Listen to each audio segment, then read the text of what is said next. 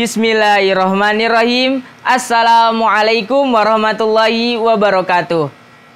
Fa inna asdaqul kalam kalamullah wa khairu huda Muhammadun sallallahu alaihi wasallam. Wa qala Allahu ta'ala fil kitabil karim, a'udzu billahi minasyaitonir rajim. Bismillahirrahmanirrahim. Wa idza qila syuzu fanshuzu yarfa'illahu alladhina amanu minkum walladzina utul ilma darajah.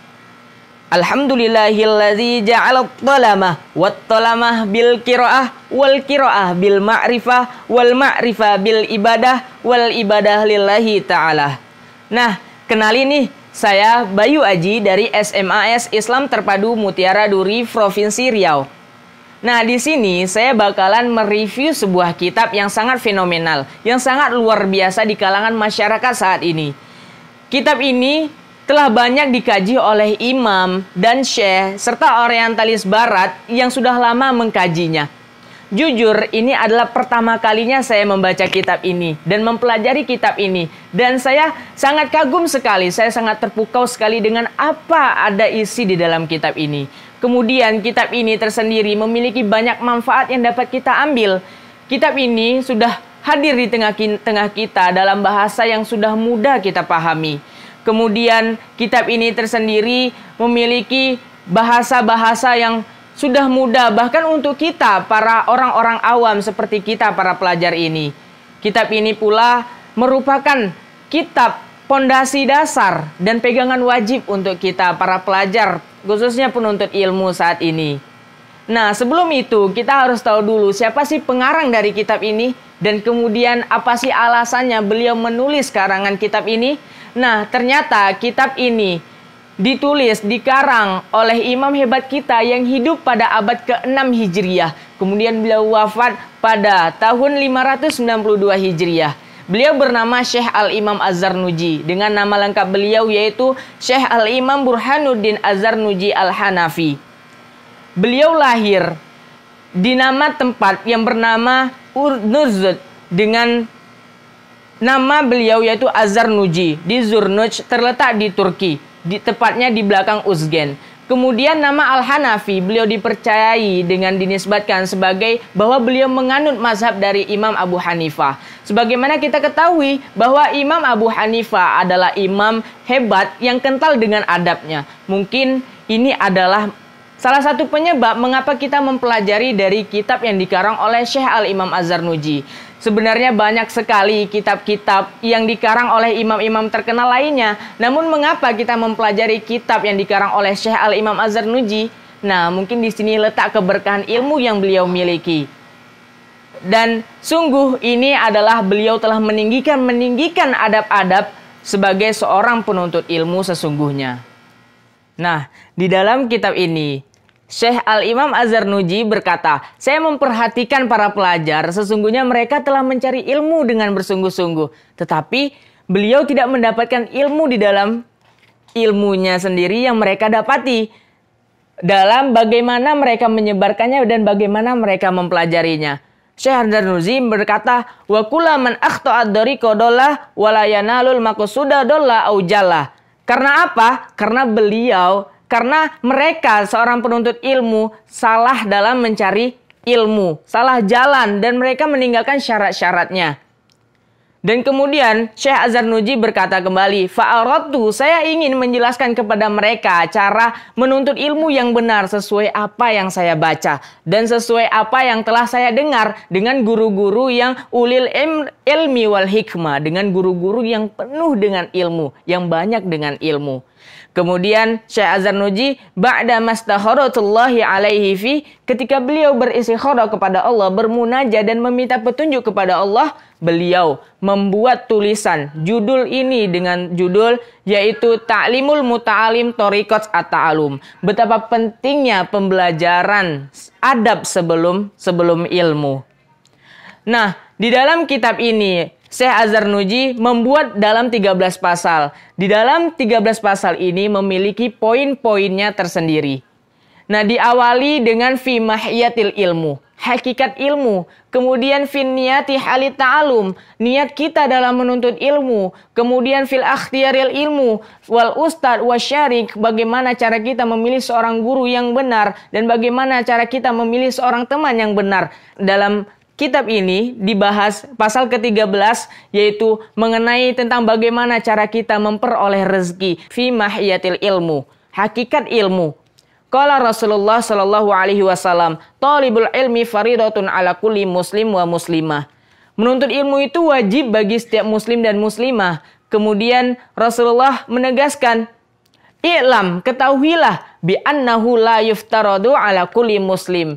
Tidak diwajibkan atas semua muslim untuk mencari semua ilmu. Akan tetapi bagaimana? Nah, di sini muncullah sebuah pertanyaan sebagai seorang penuntut ilmu. Kemudian Rasulullah kembali menegaskan, sebelum kita menjalankan perintah-perintah Allah seperti sholat, zakat, puasa, maka diwajibkanlah atas kita untuk mempelajari tata cara amalan-amalan tersebut. Nah, kembali lagi kepada ilmu. Ilmu yang wajib dipelajari seperti yang kita ketahui, yaitu ilmu hal. Ilmu yang berkaitan dengan sesuai dengan kebutuhan kita sehari-hari. Kemudian ilmu yang fardu kifayah. Ilmu seperti menghafal Al-Quran, mengurus jenazah dan lainnya. Seperti apa yang dikatakan oleh Muhammad bin Al-Hasan rahimatullah, bahwasanya ilmu itu sebagai benteng. Huwal hisnu yunji minal jami'i syadai. Ia adalah sebagai benteng untuk menyelamatkan kita dari segala hal kesulitan. Nah, dalam penuntut ilmu, kita juga harus bersikap tawakal kepada Allah dalam menuntut ilmu. Nah, sebagai seorang penuntut ilmu, kita juga perlu menata sebuah niat. Fin niyati halit ta'alum, niat kita dalam menuntut ilmu. Dalam kitab ini, Rasulullah SAW bersabda, "Innamal a'malu bin niat."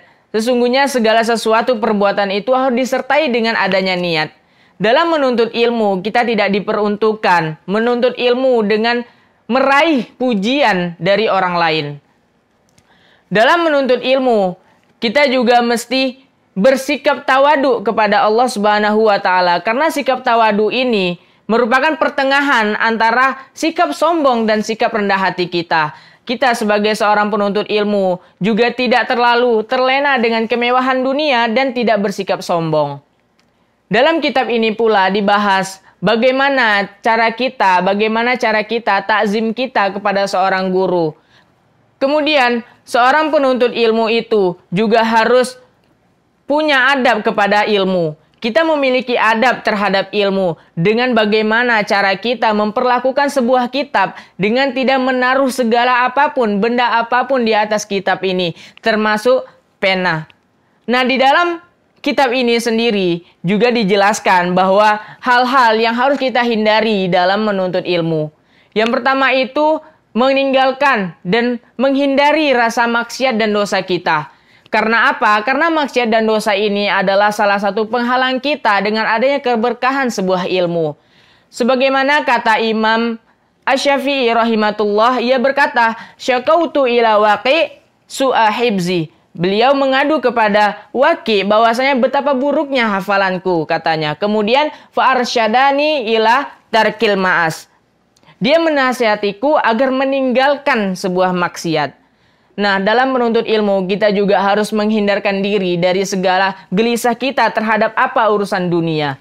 Karena seorang penuntut ilmu itu seharusnya disibukkan dengan urusan-urusan akhirat. Ketika kita terpaku dengan urusan dunia yang menyebabkan kita untuk meninggalkan apa-apa yang menjadi kewajiban kita para penuntut ilmu.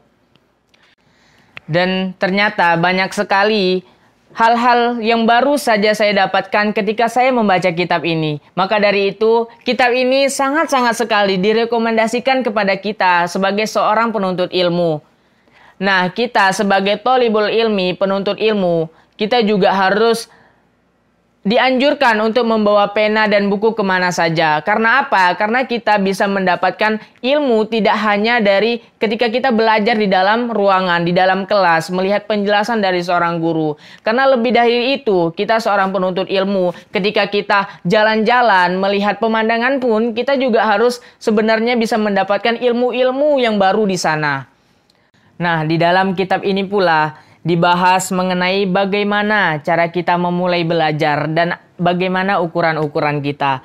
Qala Rasulullah sallallahu alaihi wasallam, "Ma min syai'in budi'a yaumil arbi'i illa waqad tama." Tidaklah ada segala sesuatu perkara yang dimulai pada hari Rabu kecuali dapat diselesaikan dengan sempurna. Nah, di dalam kitab ini pula dibahas mengenai ketika kita mempelajari sebuah ilmu, kita harus mempelajari ilmu, mendahulukan ilmu yang kita perlukan untuk saat ini, barulah ilmu yang akan datang. Qila alaikum bil atiqi wa iyyakum.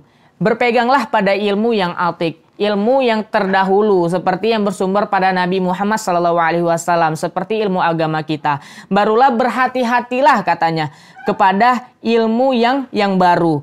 Nah, di dalam kitab ini juga dibahas mengenai bagaimana cara kita memilih seorang teman, memilih seorang guru, dan ketekunan kita dalam belajar.